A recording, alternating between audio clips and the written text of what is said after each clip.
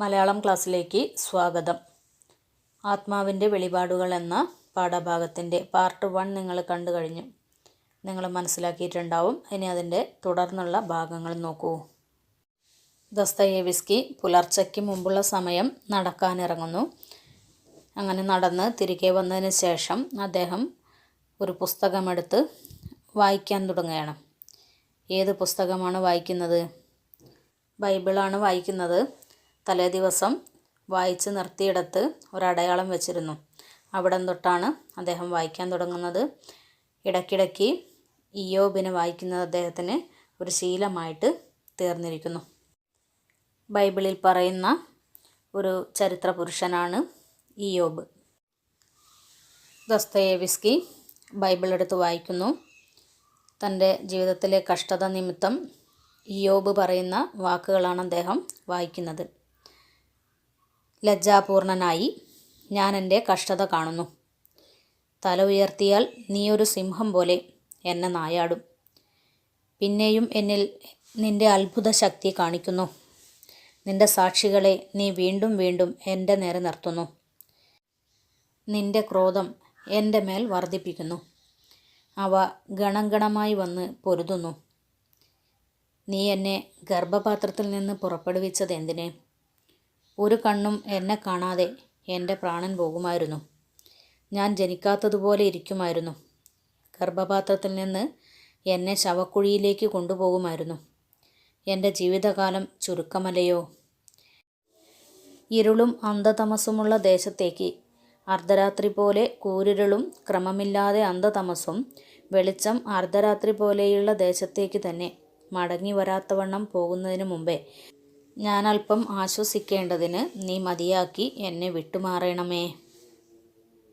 തൻ്റെ ജീവിതത്തിലുണ്ടായ പ്രയാസങ്ങൾ നിമിത്തം ദൈവത്തോട് എന്നെ എന്തിനാണ് ഗർഭപാത്രത്തിൽ നിന്ന് പുറപ്പെടുവിച്ചത്, അല്ലെങ്കിൽ തൻ്റെ ജന്മദിനത്തെ പഴിക്കുകയാണ് ആര്? ഇയ്യോബ്. ദൈവം അദ്ദേഹത്തിൻ്റെ മേൽ അത്ഭുത ശക്തി കാണിക്കുകയാണെന്നും തല ഉയർത്തിയാൽ ഒരു സിംഹത്തെപ്പോലെ തന്നെ വിധി നായാടുന്നുവെന്നും അദ്ദേഹം പറയുന്നു. ദൈവത്തിൻ്റെ കോപം മുഴുവന് എൻ്റെ മേൽ വർദ്ധിപ്പിക്കുകയാണെന്നും ഗർഭപാത്രത്തിൽ നിന്ന് തന്നെ കൊല്ലാമായിരുന്നു എന്നും അദ്ദേഹം പറയുന്നു. അങ്ങനെയാണെങ്കിൽ ഒരു കണ്ണും എന്നെ കാണാതെ എൻ്റെ പ്രാണൻ വിട്ടുപോകുമായിരുന്നു. ഞാൻ ജനിച്ചതുകൊണ്ടാണ് ഈ കഷ്ടതകളൊക്കെ അനുഭവിക്കേണ്ടി വന്നത് എന്നാണ് ഇയ്യോബ് പറയുന്നത്. എൻ്റെ ജീവിതകാലം ചുരുക്കമാണെന്നും അന്ധമായ തമസ് എന്ന് പറഞ്ഞാൽ ഇരുട്ട് എന്നർത്ഥം കേട്ടോ. ഇരുട്ടുള്ള ദേശത്തേക്ക്, അതായത് മരണത്തിലേക്ക് താൻ പോകുന്നതിന് മുമ്പ് തൻ്റെ കഷ്ടതകളിൽ നിന്ന് അല്പം ആശ്വാസം തനിക്ക് ഉണ്ടാക്കിത്തരണമേ എന്നാണ് ആര് പറയുന്നത്? ഇയ്യോബ് പറയുന്നത്. കഷ്ടത നിമിത്തം ഇയ്യോബ് പോലും തൻ്റെ ജന്മദിനത്തെ ശപിച്ചു. അതിൻ്റെ സാന്ധ്യ നക്ഷത്രങ്ങൾ ഇരുണ്ടുപോകട്ടെ എന്ന്. സ്വന്തം ഹൃദയത്തിൽ ദസ്തയേവ്സ്കി പറഞ്ഞു, ഞാൻ അങ്ങനെയൊന്നും ചെയ്യുന്നില്ല.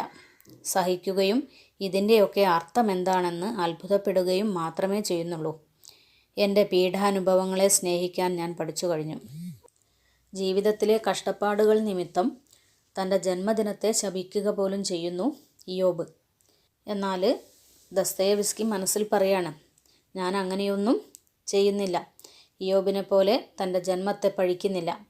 സഹിക്കുകയും എല്ലാ കഷ്ടപ്പാടുകൾ അനുഭവിക്കുകയും അതിൻ്റെയൊക്കെ അർത്ഥം എന്താണെന്ന് അത്ഭുതപ്പെടുകയും, അതായത് ഒന്നിനുമേലൊന്നായിട്ട് ജീവിതത്തിൽ യാതനകൾ മാത്രം ഉണ്ടാകുമ്പോൾ അതിൽ അത്ഭുതപ്പെടുകയും ചെയ്യുകയാണ് ദസ്തയേവ്സ്കി.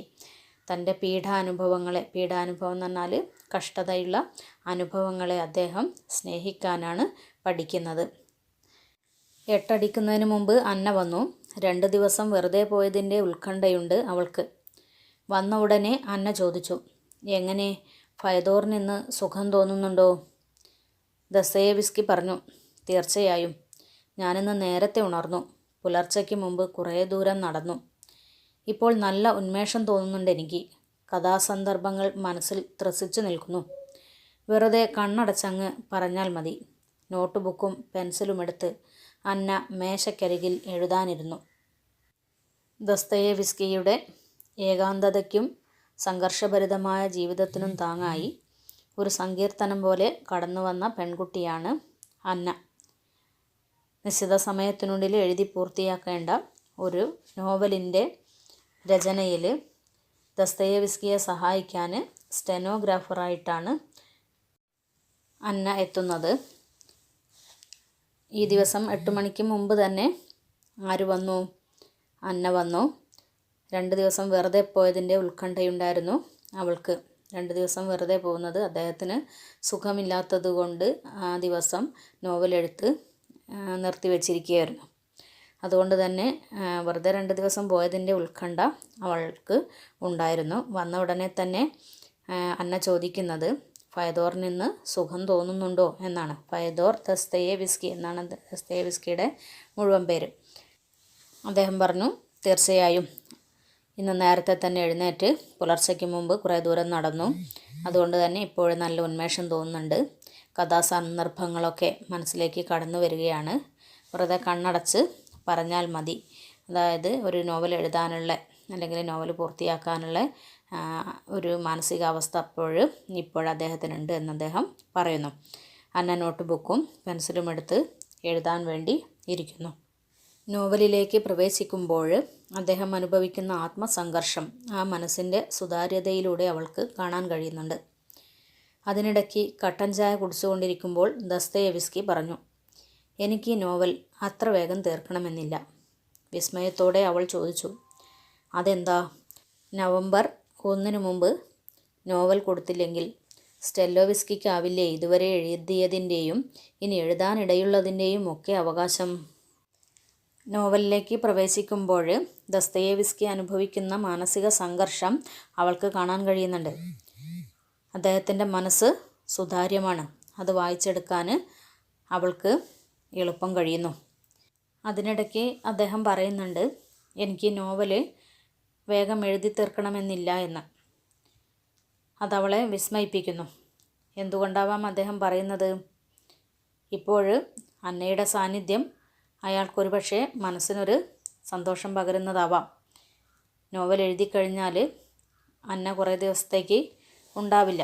അതുകൊണ്ടാവാം അദ്ദേഹം അങ്ങനെ ചിന്തിക്കുന്നത്. നവംബർ 1 മുമ്പ് നോവൽ കൊടുത്തിട്ടില്ലെങ്കിൽ ദസ്തയേവ്സ്കി ഇതുവരെ എഴുതിയ എല്ലാ നോവലുകളുടെയും ഇനി എഴുതാനിടയുള്ളതിൻ്റെയും ഒക്കെ അവകാശം സ്റ്റെല്ലോവിസ്കിക്കാവില്ലേ എന്ന് അന്ന ചോദിക്കുന്നുണ്ട്. പിന്നെ സ്റ്റെല്ലോവിസ്കി, ദസ്തയേവ്സ്കി പറഞ്ഞു, അയാൾ പോയി തുലയട്ടെ. അങ്ങനെ സമയനിബന്ധന വച്ച് എങ്ങനെ നോവലെഴുതും? നോവൽ എപ്പോൾ തീരുമെന്ന് എഴുത്തുകാരന് പറയാനൊക്കുമോ? ഇത് നിലമുഴുന്നതുപോലെയോ പാറ പൊട്ടിക്കുന്നത് പോലെയോ അല്ല. ഇത് ആത്മാവിൻ്റെ ഒരു വെളിപാടാണ്. അതിനുവേണ്ടി ധ്യാനിച്ചിരിക്കുമ്പോൾ ഒരു നിബന്ധനയും എഴുത്തുകാരനെ ബാധിക്കുന്നില്ല. അതു പറഞ്ഞാൽ മനസ്സിലാകുന്ന ആളാണോ ഈ സ്റ്റെല്ലോവിസ്കി എന്ന മഹാൻ? മഹാനോ? അട്ട, എഴുത്തുകാരുടെ രക്തമൂറ്റിക്കുടിക്കുന്ന അട്ട, അല്ലെങ്കിൽ ചെകുത്താൻ. അന്നയുടെ ചോദ്യത്തിന് ദസ്തയേവ്സ്കി പറയുന്ന മറുപടിയാണിത്. ദസ്തയേവ്സ്കി പറഞ്ഞു, സ്റ്റെല്ലോവിസ്കി പോയി തുലയട്ടെ. സമയനിബന്ധന വച്ചിട്ടൊന്നും നോവൽ എഴുതാൻ കഴിയില്ല. മാത്രമല്ല ഒരു നോവൽ അതെപ്പോൾ തീരുമെന്നും പറയാനൊക്കില്ല. നിലമുഴുന്നത് പോലെയോ പാറ പൊട്ടിക്കുന്നത് പോലെയോ അല്ല നോവലെഴുത്ത്. നോവലെഴുത്ത് എന്ന് പറഞ്ഞാൽ ആത്മാവിൻ്റെ ഒരു വെളിപാടാണ്. ഒരു വെളിപാട് പോലെ മനസ്സിലേക്ക് കടന്നു വരുന്ന ഒന്നാണത്. അതിനുവേണ്ടി ധ്യാനിച്ചിരിക്കുമ്പോൾ ഒരു നിബന്ധനയും എഴുത്തുകാരനെ ബാധിക്കില്ല. അത് പറഞ്ഞാൽ ഈ സ്റ്റെല്ലോവിസ്കി എന്ന് പറഞ്ഞ മഹാന് മനസ്സിലാകുമോ എന്ന് അന്ന ചോദിക്കുന്നു. അദ്ദേഹം മഹാനൊന്നുമല്ല, വെറും അട്ടയാണ് എന്നാണ് ദസ്തയേവ്സ്കിയുടെ അഭിപ്രായം. എഴുത്തുകാരുടെ രക്തം ഊറ്റി കുടിക്കുന്ന അട്ട. അട്ട എന്ന് പറഞ്ഞ ഒരു ജീവി അല്ലേ, അത് മനുഷ്യൻ്റെ രക്തം ഊറ്റി കുടിക്കും. അതുപോലെ എഴുത്തുകാരുടെ രക്തം ഊറ്റി കുടിക്കുന്ന ആളാണ് ആര്? സ്റ്റെല്ലോവിസ്കി എന്നാണ് ദസ്തയേവ്സ്കി പറയുന്നത്. അല്ലെങ്കിൽ ചെകുത്താനാണ് അദ്ദേഹം. അപ്പോൾ പിന്നെ ഞാൻ ഇതുവരെ എഴുതിയതും ഇനി എഴുതാനിടയുള്ളതുമായ പുസ്തകങ്ങൾ മുഴുവൻ അയാൾക്ക് എന്ന് വെച്ചാൽ അതിൻ്റെ ആദായം അയാൾ എടുത്തോട്ടെ. എന്നാൽ അയാളാണ് അത് എഴുതിയതെന്ന് വരില്ലല്ലോ. ഉവ്വോ. എന്തെന്നില്ലാത്തൊരു വിസ്മയത്തോടെ അന്ന ദസ്തയേവ്സ്കിയെ നോക്കി. ഒരു നിമിഷം കഴിഞ്ഞ് ഒരു കള്ളച്ചിരിയോടെ ദസ്തയേവ്സ്കി പറഞ്ഞു, പിന്നെ മറ്റൊരു കാരണവുമുണ്ട്. ഈ നോവൽ പെട്ടെന്ന് തീർന്നാൽ അന്ന അപ്പോൾ പോവില്ലേ? അവൾക്ക് ചിരി വന്നു. അപ്പോൾ തമാശ പറയാനും അറിയാം അല്ലേ? ദസ്തയേവ്സ്കി പറയുന്നത്, ഞാൻ ഇതുവരെ എഴുതിയതും ഇനി എഴുതുന്നതിനിടയുള്ളതുമായ പുസ്തകങ്ങളൊക്കെ അയാൾ എടുത്തോട്ടെ, അതായത് അതിൻ്റെ ആദായം അയാൾ എടുത്തോട്ടെ. പക്ഷേ അദ്ദേഹം ആണ് എഴുതിയതെന്ന് വരില്ലല്ലോ, അതുകൊണ്ട് തന്നെ അത് അദ്ദേഹം തന്നെ സ്വന്തമാക്കിക്കോട്ടെ. ഇതൊക്കെ കേട്ട് വിസ്മയത്തോടു കൂടി ദസ്തയേവ്സ്കിയെ അന്ന നോക്കുകയാണ്. അപ്പോൾ ഒരു നിമിഷം കഴിഞ്ഞ് അദ്ദേഹം ഒരു കള്ളച്ചിരിയോടുകൂടി അന്നയോട് പറയുന്നു, ഈ നോവൽ പെട്ടെന്ന് എഴുതി തീർക്കണ്ട, അല്ലെങ്കിൽ തീർക്കാൻ താൻ ഇഷ്ടപ്പെടുന്നില്ല എന്ന് പറഞ്ഞതിന് ഒരു കാരണം കൂടിയുണ്ട് എന്നാണ് അദ്ദേഹം പറയുന്നത്.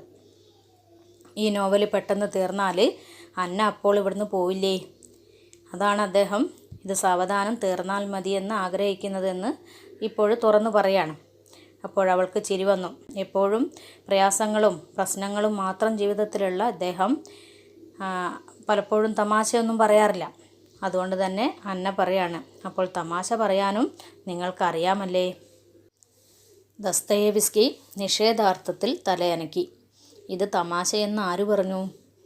അന്ന മറുപടി പറയാതെ മുഖം താഴ്ത്തി പെൻസിൽ കൊണ്ട് വെറുതെ കടലാസിൽ കോറിക്കൊണ്ടിരുന്നു. അപ്പോൾ ദസ്തയേവ്സ്കി പറഞ്ഞു, ഇനിയും കാര്യമായി എന്തെങ്കിലും എഴുതണമെന്നുണ്ട് എനിക്ക്. അനേകം ആശയങ്ങൾ മനസ്സിലുണ്ട് താനും. പക്ഷേ സാഹചര്യം അനുകൂലമല്ല. എന്തു ചെയ്യാം? ഞാൻ വല്ലാത്ത ഒരവസ്ഥയിലാണ്. ഇക്കണക്കിന് പോയാൽ ഞാൻ തകർന്നു പോവുകയേ ഉള്ളൂ. അവൾ മുഖമുയർത്താതെ ചോദിച്ചു, ആശയങ്ങളുണ്ടെങ്കിൽ പിന്നെ എഴുതിയാൽ എന്താ? ആരോ എഴുതിയത് ഞാൻ വായിച്ചിട്ടുണ്ട്, എഴുതാനൊന്നുമില്ലാത്തതാണ് മിക്ക എഴുത്തുകാരുടെയും പ്രശ്നമെന്ന്. നിങ്ങൾക്ക് തമാശ പറയാനും അറിയാമല്ലേ എന്ന് അന്ന ചോദിക്കുമ്പോൾ അദ്ദേഹം അത് നിഷേധിച്ചു. അദ്ദേഹം എന്താണ് പറഞ്ഞത്? ഇത് തമാശയാണെന്ന് ആര് പറഞ്ഞു? അദ്ദേഹം കാര്യമായിട്ടാണ് പറഞ്ഞത്. അപ്പോഴന്ന മുഖം ഉയർത്താതെ വെറുതെ കടലാസിലോര് എന്തോ കോറിക്കൊണ്ടിരുന്നു. ദസ്തയേവ്സ്കി പറഞ്ഞു, ഇനിയും എന്തൊക്കെയോ എഴുതണമെന്ന് എനിക്കുണ്ട്. അനേകം ആശയങ്ങൾ മനസ്സിലുണ്ട്. പക്ഷേ സാഹചര്യം അനുകൂലമല്ല. സംഘർഷഭരിതവും ദുരിതപൂർണവുമായ ജീവിതമാണ് അദ്ദേഹത്തിൻ്റെത്. ഇക്കണക്കിന് പോയാൽ ഞാൻ തകർന്നു പോവുകയുള്ളൂ എന്ന് അദ്ദേഹം പറയുന്നത് അതുകൊണ്ടാണ്. അപ്പോൾ അന്ന മുഖമുയർത്താതെ തന്നെ ചോദിക്കുകയാണ്, മനസ്സിൽ ഒരുപാട് ആശയങ്ങളുണ്ടെങ്കിൽ അത് എഴുതിയാൽ എന്താണ്? എഴുതാനൊന്നുമില്ലാത്തതാണ് മിക്ക എഴുത്തുകാരുടെയും പ്രശ്നമെന്നാണ് അന്ന എവിടെയോ വായിച്ചിട്ടുള്ളത്. ദസ്തയേവ്സ്കിയെ സംബന്ധിച്ചിടത്തോളം ആശയദാരിദ്ര്യമില്ല.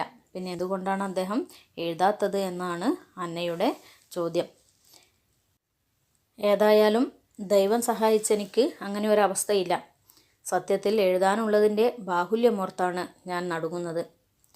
എങ്കിൽ പിന്നെ എഴുതുക തന്നെ വേണം. എനിക്കങ്ങനെ പറയാമോ എന്നറിയില്ല, എന്നാലും പറയാം. മഹാനായ ദസ്തയേവ്സ്കി എഴുതുന്നത് വായിക്കാൻ കാത്തിരിക്കുന്ന വായനക്കാരുടെ ഒരു ലോകമുണ്ട്.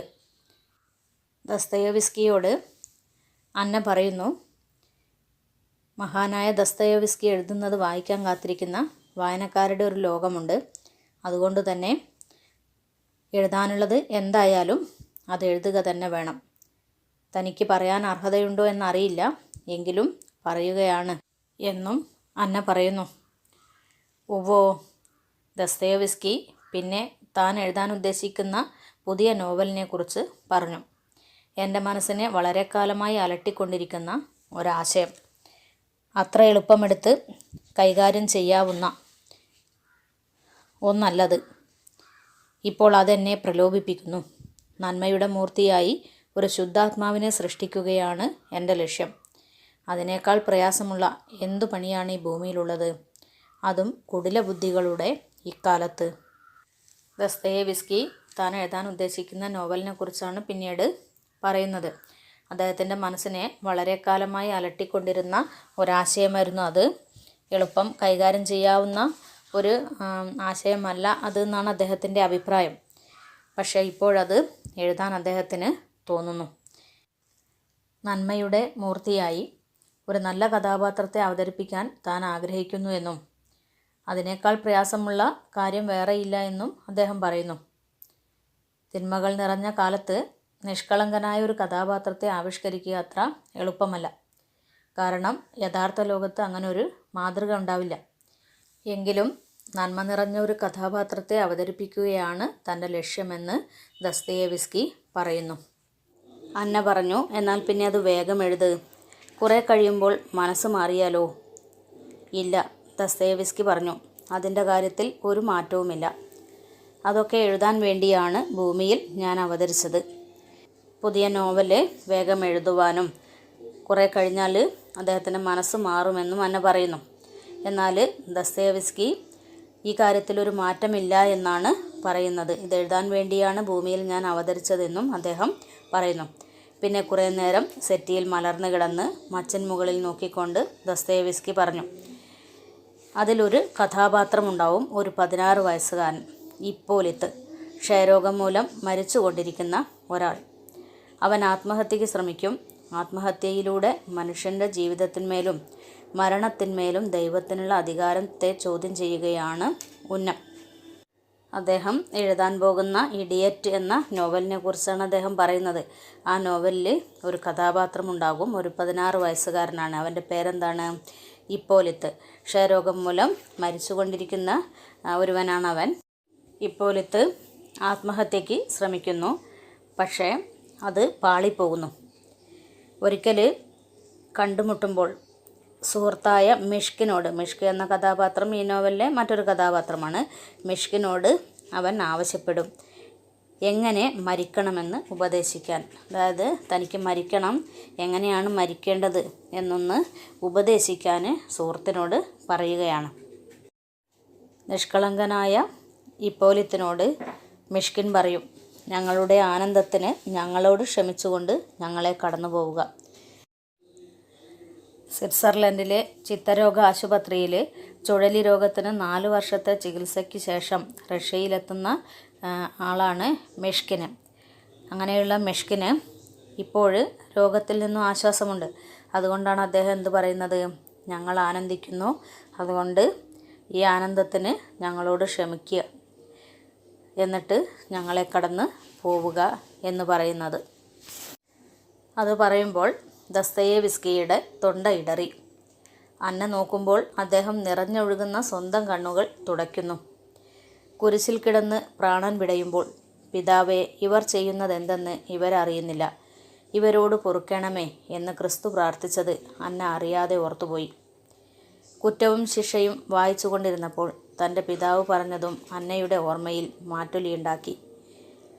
മനുഷ്യൻ്റെ ഉള്ളിലെ കാടുകളും ഗുഹകളും കൊടുമുടികളും ഗർത്തങ്ങളും കടും തൂക്കുകളും മരുഭൂമികളും ചതുപ്പുകളും ഇരുണ്ട കോട്ടകളും അൾത്താരകളും വിള്ളലുകളും വിജനതകളും ഇതുപോലെ വേറെ ആരും കാണിച്ചു തന്നിട്ടില്ല. എഴുതാൻ പോകുന്ന നോവലിലെ കഥ പറഞ്ഞപ്പോൾ തന്നെ അദ്ദേഹത്തിൻ്റെ കണ്ണുകൾ നിറഞ്ഞൊഴുകി, തൊണ്ടയിടറി. കുരിശിൽ കിടന്ന് പ്രാണൻ വിടയുമ്പോൾ തന്നെ കുരിശിൽ തറച്ചവരോട് പൊറുക്കാനാണ് യേശു ക്രിസ്തു പറഞ്ഞിട്ടുള്ളത്. അന്ന അത് അറിയാതെ ഓർത്തു പോവുകയാണ്.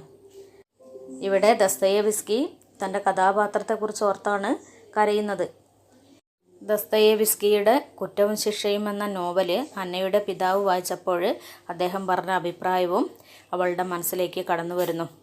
മനുഷ്യൻ്റെ ഉള്ളിലെ കാടുകൾ, ഗുഹകൾ, കൊടുമുടികൾ, ഗർത്തങ്ങൾ ഇതുപോലെ വേറെ ആരും കാണിച്ചു തന്നിട്ടില്ല എന്നാണ് പറയുന്നത്. അതായത് മനുഷ്യ മനസ്സിലെ ഗർത്തങ്ങൾ, ഗുഹകൾ എന്നൊക്കെ പറഞ്ഞാൽ മനുഷ്യ മനസ്സിലെ വിവിധ വികാരങ്ങളെയാണ് അവിടെ സൂചിപ്പിക്കുന്നത്.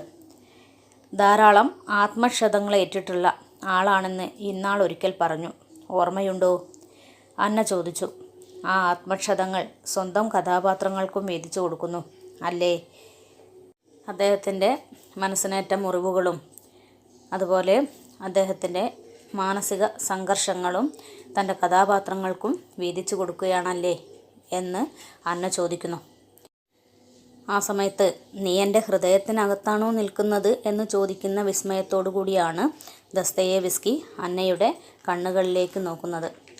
എന്നിട്ട് നെടുവീർപ്പോടുകൂടി ചോദിക്കുന്നു, അല്ലാതെ ഞാൻ അവർക്ക് എന്തു കൊടുക്കും? അന്നയും ദസ്തയേവ്സ്കിയും തമ്മിലുള്ള ഹൃദയ ഐക്യത്തിൻ്റെ തീവ്രതയാണ് നമുക്കിവിടെ വ്യക്തമാകുന്നത്. തൻ്റെ ജീവിതത്തെയും കൃതികളെയും പൂർണ്ണമായി മനസ്സിലാക്കാൻ കഴിയുന്നവളാണ് അന്ന എന്ന് ദസ്തയേവ്സ്കി തിരിച്ചറിയുന്നു. അതുകൊണ്ടാണ് നീ എൻ്റെ ഹൃദയത്തിനകത്താണോ നിൽക്കുന്നത് എന്ന് ചോദിക്കുന്ന വിസ്മയത്തോടുകൂടി ദസ്തയേവ്സ്കി നോക്കുന്നത്. എൻ്റെ പ്രയാസങ്ങളും ദുഃഖങ്ങളും പകുത്തു കൊടുക്കുകയല്ലാതെ ഞാൻ അവർക്ക് എന്താണ് കൊടുക്കുക എന്ന് ദസ്തയേവ്സ്കി ചോദിക്കുമ്പോൾ അന്ന പറയുന്നു, ജീവിതത്തെ വെറുക്കാനും അവരെ പഠിപ്പിക്കുമല്ലേ എന്ന് ചോദിക്കുന്നു. അപ്പോൾ ഞാൻ ഉദ്ദേശിച്ചതിനേക്കാൾ എത്രയോ മിടുക്കിയാണ് നീ എന്നാണ് അന്നയുടെ കണ്ണുകളിൽ നോക്കി ആര് പറയുന്നത്? ദസ്തയേവ്സ്കി പറയുന്നത്. പക്ഷേ ഈ കാര്യത്തിൽ അന്നയ്ക്കൊരു പിഴവ് പറ്റിയിരിക്കുന്നു. കാരണം ഓരോ ദുരന്തവും ജീവിതത്തെ കൂടുതൽ സ്നേഹിക്കാനാണ് എന്നെ പഠിപ്പിച്ചത് എന്നാണ് ദസ്തയേവ്സ്കി പറയുന്നത്. ഇതുതന്നെയാണ് ദസ്തയേവ്സ്കി ലോകത്തിന് നൽകിയ സന്ദേശവും. എല്ലാത്തിനെയും സ്നേഹത്തിൻ്റെ കണ്ണിലൂടെ നോക്കിക്കണ്ട എഴുത്തുകാരനാണ് ദസ്തയേവ്സ്കി. എല്ലാം നന്മയിൽ കലാശിക്കുമെന്നാണ് അദ്ദേഹം പ്രതീക്ഷിക്കുന്നത്. വേറിട്ട ജീവിത നിരീക്ഷണങ്ങളുടെ അക്ഷയശേഖരമാണ് ഈ കൃതി. ഒരു സങ്കീർത്തനം പോലെ എന്ന കൃതി മുഴുവനായിട്ട് വായിക്കുക.